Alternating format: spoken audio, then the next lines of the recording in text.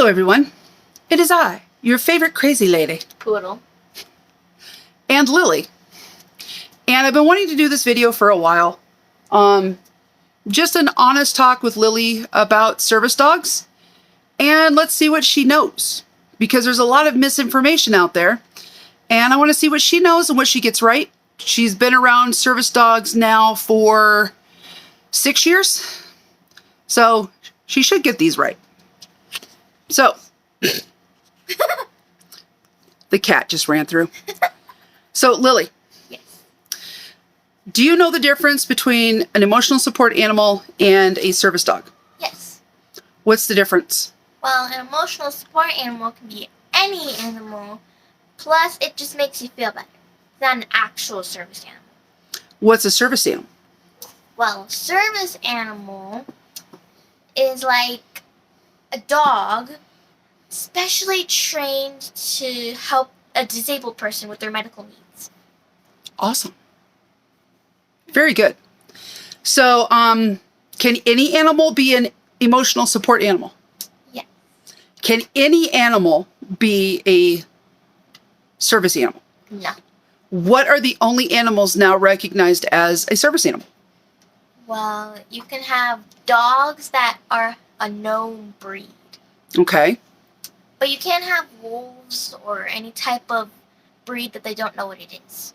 She's actually right. They had a new change to the ADA, and they no longer recognize wolves, wolf dog hybrids, or hybrids of an unknown origin.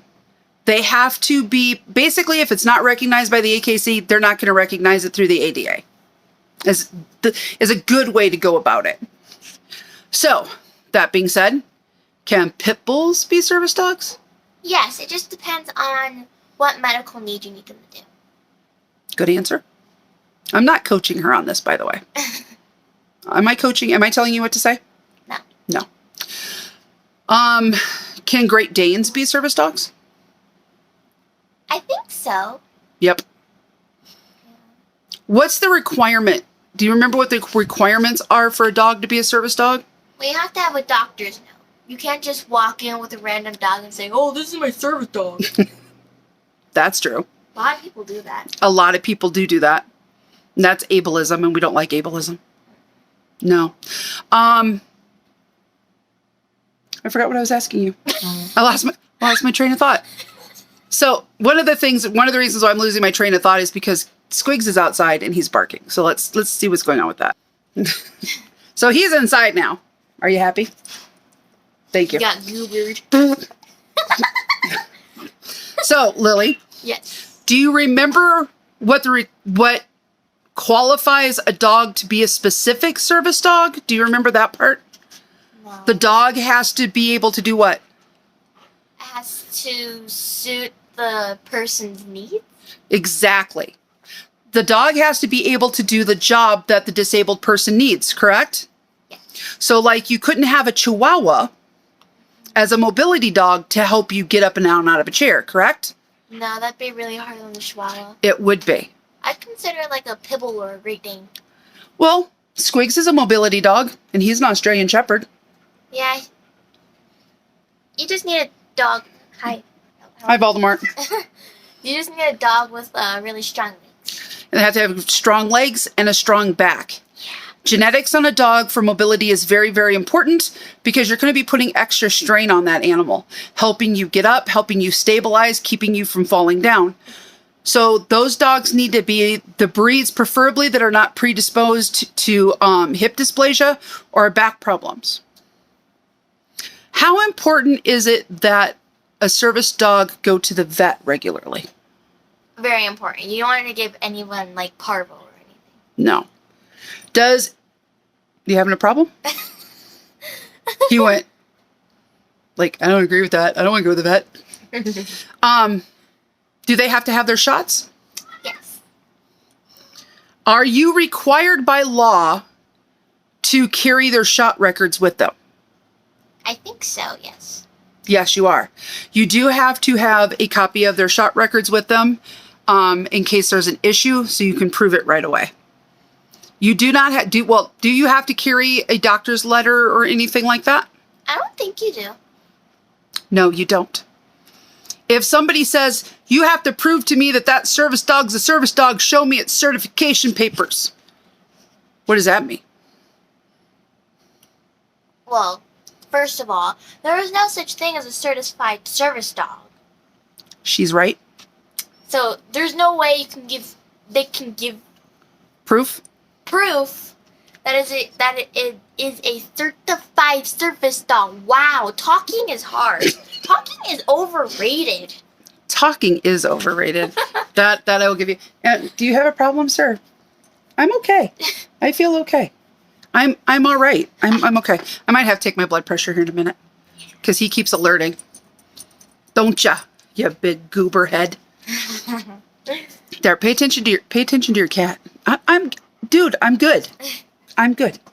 Okay? I promise. I'll check. Lay down. I'll check my blood sugar. My blood sugar's okay. I just checked it a few minutes ago, but my blood pressure might be high. So, the online certifications that they have where you can pay $75 and get a vest and patches and an ID for your animal, does that mean anything? No. No. If somebody comes up and says, you have to show me that ID or you have to leave the store, is that legit? No. No. What do you say in those cases? There's no such thing as a certified service dog, I guess. And then you tell them that they will have to call the police to have you removed because of the fact that what they're doing is against federal law. And this is going to open you up for a lawsuit against them. I am not a big proponent. I do not perpetuate lawsuits for people that are just told that they have to leave because I don't agree with this. First thing you should try to do is educate and inform. And if you can't educate and inform on your own, then do it legally. Poor Kilala's like, let me go. She's off. So, if you have a service dog and it's going into a store, is there any particular store that this dog cannot go with you? Or can it go anywhere you go? You can go anywhere you go. What about to the hospital? Yes. What about if you have to stay in the hospital because you're hurt and you have to stay in your room? And you cannot take your dog out to go potty? Then no. Probably leave it with, like, somebody else until you get out. Exactly. This has been a contention for some videos that I've seen online. People go to the emergency room and the emergency room staff is like, you need to have somebody come and pick up your dog or we're going to have animal control come and pick them up. The only way this is acceptable is if the person is incapacitated and they are not able to take care of the animal by themselves or something is going on to where they cannot take the dog out to go to the bathroom by themselves. If you have to have medical staff do something for your dog, you do not need to have your dog there. Somebody else needs to have it. That's just the law. So, are there such thing as service cats? No. Service birds? No. Let's say I have a service peacock. Can I have that? No, you cannot. I mean, you can have, like, a miniature horse or a dog. Okay, now, that brings up another good point. Someone, and I'm still doing the research on it, someone 2 days ago popped up and said that miniature horses have now been removed from the ADA website. Really? Yeah, I haven't been able to find it yet, but I have been looking. There is a lot of changes, and they make changes to the ADA all the time, and they don't tell us about it. So I did hear that they removed miniature horses. Miniature horses were only allowed in some instances anyway. So I'm going to do some looking into that. And if I can't find an answer online, then I will physically call the ADA hotline and ask them. She doesn't want you to. She's like, no. She literally crawled. She's like, no. She literally crawled to me. Yeah, and then she crawls away because she's a poop. She's a poop. She's a poop. Yeah. She's purring like crazy. Yeah. There you go. Go play. Let's see. Can anyone train a service dog? I mean, if you train them right. She's right on that too. Anyone can train their own dog. or train a dog for somebody else. This is where I have a problem with the ADA, because there's nothing to say what the animals are going to be trained for, the ability for that person to train them, or to prove that the animal has actually been trained. There are several scam agencies out there. We have one here in El Paso, which I'm not going to name by name, but for $2,000, you drop off your animal, and in a few weeks, you get it back as a certified service animal, completely trained for your disability. No, I ran into some of their dogs. Their dogs are basic trained. That's it. So does basic training alone mean it's a service dog? No. Do you remember what has to happen for it to be considered a fully trained service dog? Well, if it's still kind of in training, you should take it out so it can get, like, used to being around people and being, like, messed with and stuff. So more experience. Yeah. XP. Yeah. Jesus. The gamer in her's coming out. But they have to be trained. They can't be just basically trained, right? They have to be trained to what? They have to be trained to persuade. Persuade? Persuade. Persuade. Please go away, seizures. Just go away. It's okay. It's all right. I know you're having a seizure, but if I talk to it nicely, maybe it'll go away. Not persuade.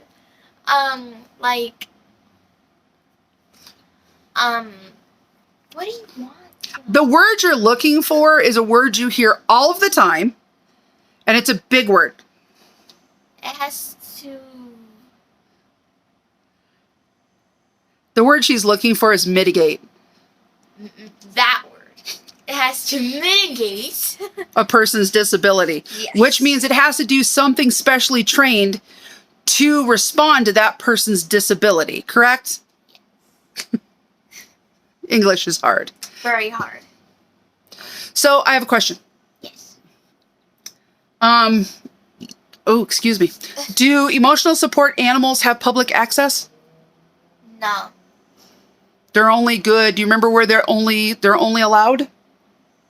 Pet-friendly stores and at home. Exactly. The ADA covers disabilities and service dogs. They do not cover emotional support animals in any way, shape, or form. So they do not have protection, and they do not have public access rights. Right? The only place that covers, there's two laws that cover emotional support animals. One is the Fair Housing Act. The other is the Fair Transportation Act. The Fair Housing Act allows you to have emotional support animals in your house, in your rental property, wherever you are living, without discrimination of the animal or a pet deposit or anything like that. They can't, because it's still considered medical equipment at that point. She's playing with the cat. The Fair Transportation Act is the one that allows ESAs on planes and in public transportation. The only thing with that is that the way it is written, the independent companies themselves, the agencies themselves, get to decide when they're going to let them on, what they're going to let on, and who they're going to ban. So that's why ESAs have now been removed from flying in the air. So I have one more question. Yes. Is a service dog better than ESA? Not necessarily. Why not? Because they both help you in different ways. I mean, one just makes you feel better, and the other helps you suit your medical needs. Yep. They're both valid. They both have a job to do. And they're both important. Just because you have a service dog does not mean your service dog is better than somebody else's emotional support animal. Correct? Should people with service dogs put people down that use ESAs? No, not at all. No. Who's our service dog? Squiggly Spooch the Wonder Dog. What's his full name? Squiggly Spootra, Pencil Rainbow. It is. Do we have an ESA? Yes. We do. Who is it? All of the animals here. They are not. Grab the ESA. She's behind you. She's still in her bed? Yeah. She has shorts on. She has shorts on, but I'll go to me while I look at her booty. There she is. It's the baby. It's the baby. Now, since you brought up the whole question, is a pet an emotional support animal? No. They still do something for the person that has a medical problem, correct? Whether it be psychiatric or physical. Yeah. Now, baby, the Chihuahua that just ran back to her bed, she actually helps me with night terrors. I don't sleep well unless I know she's around. And when I'm having a really hard time, she'll snuggle up to me and just gives me that sense of security knowing that she's there. She might be small, but she's quite helpful. She is quite helpful. Yeah. So is there anything you want to say to people about service dogs or ESAs? Well. Oh, God, I always hate when well, because now the story's really going to start. Oh, God. I think that you don't have to have a vest for it to be a service dog. I mean, oh, I'm sorry, Kelly. It doesn't, just because it doesn't have a vest on doesn't mean it's not a service dog. Exactly. And I think it would be like a waste of money to spend like $70 to get like pouches and like an ID and stuff like that. I think it's like a waste of money because they technically don't need it. Well, and those things aren't legally binding, are they? No. No. The law has recently changed last year. The ADA will no longer recognize online registered service animals as being actual service animals. They're not recognizing them anymore. Several states are actually setting it up so that it is a crime to register your pet as a service dog on the online registrations if you can't prove that you need it as a service dog. So, but this was just some honest talk with Lily about service animals. So I hope you found it educational, and we'll talk to you later. Bye. Bye.